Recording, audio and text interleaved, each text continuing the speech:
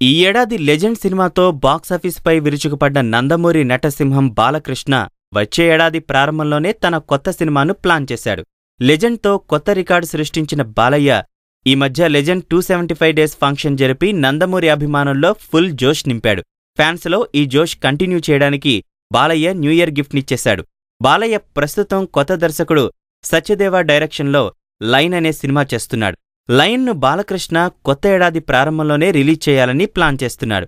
ఈ cinema shooting దాదాపు complete అయ్యింది.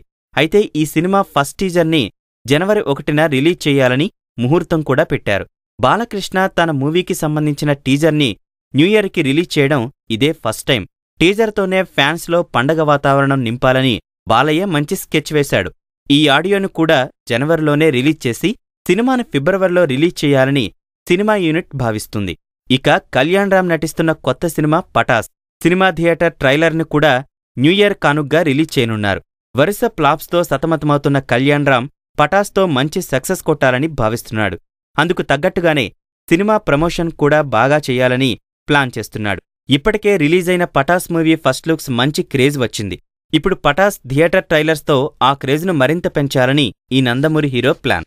బాబాయ్ బాలకృష్ణ అన్న కళ్యాణ్ రామ్ ఫ్యాన్స్కు గిఫ్ట్స్ ఇస్తుంటే నేనేం తక్కువ అనుకున్నాడో ఏమో యంగ్ టైగర్ ఎన్టీఆర్ కూడా నందమూరి ఫ్యాన్స్కి న్యూ ఇయర్ గిఫ్ట్ను రెడీ చేశాడు. ఇలా ముగ్గురూ కలిసి న్యూ ఇయర్కి నందమూరి ఫ్యాన్స్ను ఖుషీ చేయడం విశేషమే కదా. ఎన్టీఆర్ పూరీ జగన్నాథ్ కాంబినేషన్లో వస్తున్న టెంపర్, ఇటీవల రిలీజైన ఈ సినిమా ఫస్ట్ లుక్స్ చూసి టాలీవుడ్ వర్గాలతో పాటు ఆడియన్స్ కూడా వావ్ యంగ్ టైగర్ అంటూ ప్రశంసించారు. ఇప్పుడు మరోసారి న్యూ ఇయర్ సందర్భంగా యంగ్ టైగర్ టెంపర్ టీజర్ని గిఫ్ట్గా ఇస్తున్నాడు. మరి టీజర్లో ఎన్టీఆర్ యాక్షన్ ఓ రేంజ్లో ఉంటుందనడంలో సందేహం లేదు.